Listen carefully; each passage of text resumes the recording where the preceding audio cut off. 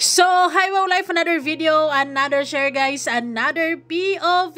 So, ngayon, bago tayo matulog, pag-usapan na muna natin ang dalawang nagmamahalan. Of course, EDC. So, kita nyo naman ang ngiti ni Kalingap Ido dyan. Ngiting tagumpay.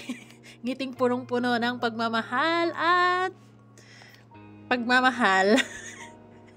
Anyways, bago ang lahat, don't forget to support and subscribe Kuya Val Santos Matubang at Team na Vlog Kalingap Rab. At sa lahat ng Team Kalingap, syempre guys, salamat sa suporta at pagmamahal nyo sa aming mga Kalingap Reactors. Ayun guys, today is may note, actually bali dalawang note. May note si Viancy ngayon na shinare niya. Una, nag-date ba ang dalawa ngayon guys? For sure wala kayong clue or meron kayong clue, comment down below. And then later on, kanina-kanina lamang meron naman siya ulit na note na sinabing get well soon. So mukhang merong feeling ko para kay Kalingap Ido yun. Anyways, alam ko masayang-masaya ang puso ng lahat, lalo na sa mga EDC fans dahil sobrang naging successful at sobrang naging masaya lang ang house blessing kahapon ni Viancy. And sobrang engrande, basta ang tindi ng mga nangyayari kahapon. And then mag-react ako bukas sa part 72. Sa huli pala, humirit pala si Viancy ng kiss. Ay, hindi ko napansin kasi nung nag-reaction kami ni Wow Life is na-post niya agad, and then nung bandang pala sila, nung pumasok na humirit ang person, akala niya siguro tapos na. What's the meaning of this? Kaya pala si Kalingap Ido is talagang makikita man yung if Judies. Hi, very Disney princess ang treatment ni Kalingap Ido kay Viancy lately. Napansin nyo ba? And wala lang, very low-key lang yung nila, kung ano mang meron sila ngayon. I know na super masaya lang, sobrang tinitreasure nila yon, sobrang sarap lang sa feeling na unti-unti din nilang binuksan yon para sa atin, 'di ba? So katulad na lang ng nakikita natin na mas naging sweet sila ngayon. And syempre yung tinatago-tago nilang picture, yung may sing-sing is inano din ni Kalingap Ido. Basta mas naging mararamdaman mo lalo ang EDC ngayon. Kumbaga mararamdaman mo talaga na mahal nila yung isa't isa. So yes guys, super nagagandahan ako kay Viancy. Mukhang hindi ako magsasawa. Sobrang model ang peg. Anyways, model naman talaga siya guys. And masayang-masaya tayong lahat for her. Ayun, congratulations Viancy. And ayun, magmahalan na kayong dalawa hanggat sa dulo ng walang hanggan. So, ito guys, ang note ni Viancy kanina, date with love, hahaha. Ay sana all. Patingin ng resibo. Bakit pangingin ng resibo? Anyways, kung meron man o kung totoo man, hayaan na natin silang maging masaya, 'di ba? For sure, deserve naman nilang mag-unwind, deserve nilang mag-road trip because nung mga nakaraang araw talaga sigurado ako na sobrang busy, minsan sigurado ako na kulang pa nga sila sa tulog. So, deserve nilang mag-date. Mag-coffee para mas lalong, 'di ba? Tapos, ayun na nga, kanina lamang, meron naman siyang note. Or this is story or note. Ayan, get well soon, idol. Ako, baka may singat nga, sinat. Anyways, basta ganon. So, baka may sinat nga si Kalingap Ido. Kasi, hindi rin matatawaran yung effort niya na talaga namang sobrang pagtulong niya doon sa preparations ng house blessings ni Viancy. Talagang makita mo yung makikita mo, mararamdaman mo talaga yung presensya ni Kalingap Ido doon na talaga namang hindi niya pinababayaan si Viancy, na talaga namang sinisigurado niya, tulad ng sinasabi niya na sa lahat ng mangyayari ni Viancy or sa lahat ng mga bagay-bagay na sa lahat ng pagkakataon, gusto niya is andon siya. Ay, sana all. Gusto niya witness siya, gusto niya yung kasama siya, kasali siya. Gusto niya masusubaybayan yon. Sana all. So, talagang, feeling ko talagang magkakaroon ng bunggang aminan before September. But anyways, kaya ko pa namang maghintay ng September kahit pa December. Ang bilis-bilis kaya ng panahon. Pansinin nyo, ngayon ay March na. Malapit na nga rin naman na matapos yung March kasi March 17 na ngayon. 'Di ba? So, anyways, alam ko naman na sobrang masaya sila ngayon. And syempre, in God's perfect time or in their perfect time, malalaman din natin yan. So, abangan na lang natin kasi sila naman yung nakakaalam sa lahat-lahat kung kailan nila ibabahagi ang mga bagay-bagay sa atin. Diba? Ngayon, meron akong nakita.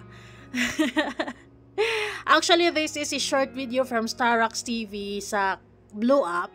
So, ang sinabi niya dito, wow, grabe, ang sweet naman. Makikita mo talaga dito, guys, na sobrang masaya si Kalinga Pido at saka si Viancy. So, what's really happening here? Yung kahapon to, di ba? Yung kahapon.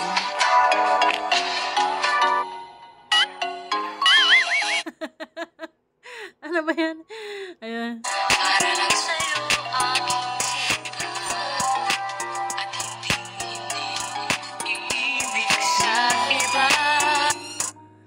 ayun, very, very, very, ay mas lalong pumugi si Kalinga Pido sa paningin ko ngayon, ngayong nararamdaman ko yung pagmamahal nila sa isa't isa, 'di ba? Parang mas lalo siyang parang basta iba yung niya Iba talaga yung dulot ng vitamin V sa buhay ni Kalinga Pido.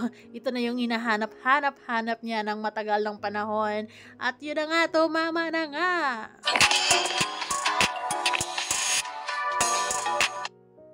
Wala. Makikita mo dito na he is very supportive, he is very happy. And siguro baka ito yung reaction ni Kalinga Pido nung sinabi ni Gov na mag-asawa sila.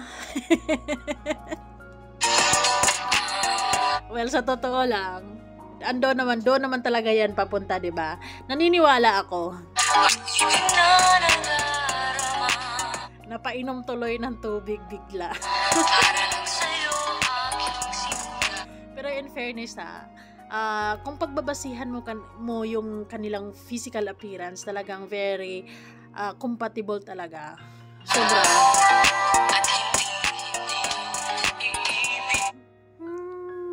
Sana all. Hay nako, grabe naman yarn. Ayun, ang wish ko talaga sa dalawang ito.